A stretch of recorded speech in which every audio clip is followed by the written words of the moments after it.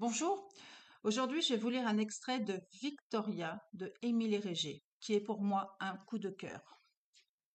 Partie 1. Depuis toute petite, je sais deux choses. Je ne dois pas traîner dans les pattes de ma mère, et l'homme à côté d'elle n'est pas mon père, même si je l'appelle papa. De certitudes se sont donc installées très vite. Il n'existe pas vraiment de place pour moi, et les mots ne disent pas ce qu'ils sont censés signifier. Pourtant, certains me plaisent beaucoup. Funambule, par exemple. Il contient toute la légèreté d'une bulle suspendue dans les airs. On pourrait presque oublier que les bulles finissent toujours par éclater. Vic, tu m'écoutes? Non, je ne l'écoute pas. Lui, c'est Octave, mon petit ami. Encore un mot qui ne veut rien dire. Il est plus grand que moi d'au moins 20 centimètres. Et ce n'est pas mon ami. Mon amoureux, peut-être, même si cela sonne enfantin et que je ne suis pas sûre de savoir ce qu'est l'amour. Par contre, je sais que les bras d'Octave sont le seul endroit où je me sens presque à ma place.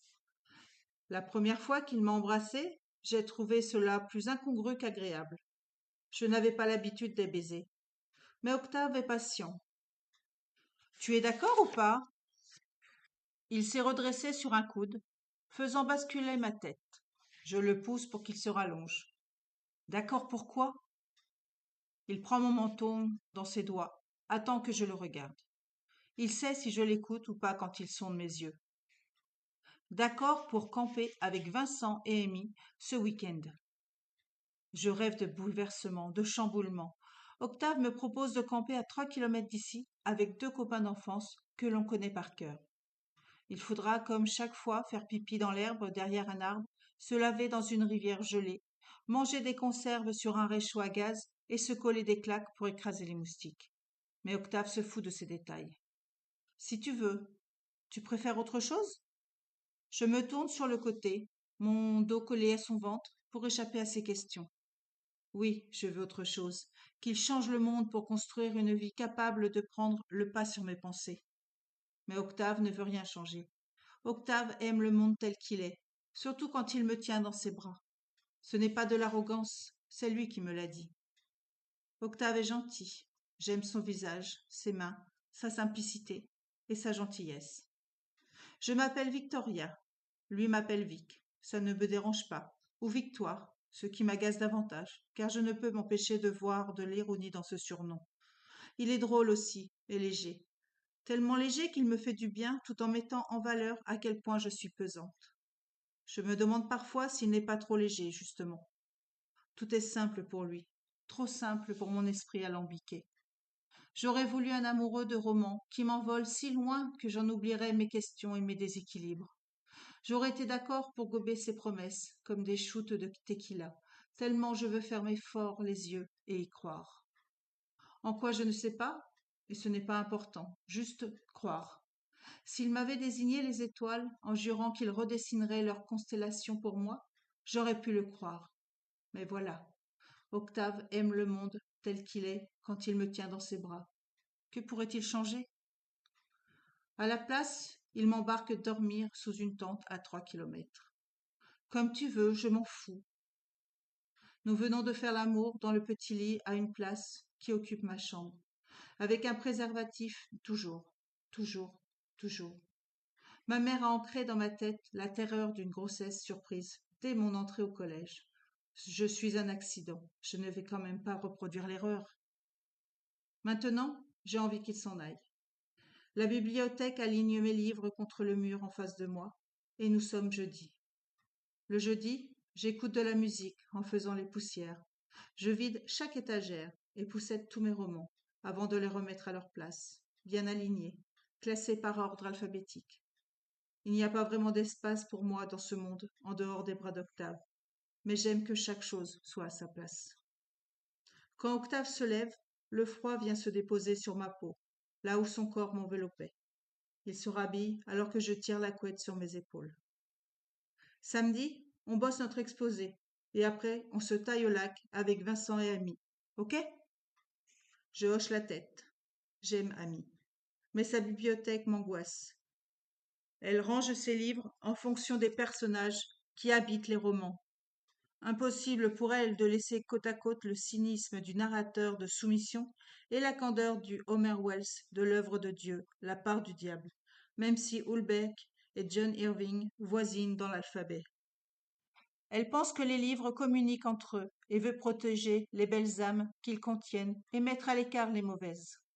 Il en résulte un désordre insensé sur ses étagères, et son père libraire approvisionne très souvent son désordre. Amie est folle. C'est la raison la plus probable de notre amitié. Mais sa folie est douce, la mienne est rugueuse. Je cligne des yeux. Je ne sais pas depuis combien de secondes, combien de minutes, Octave est agenouillé devant moi, à étudier mon visage en fronçant les sourcils. Ça va, Vic? S'il fronce les sourcils, c'est parce qu'il s'inquiète pour moi. Souvent. Trop. Oui? On se voit demain?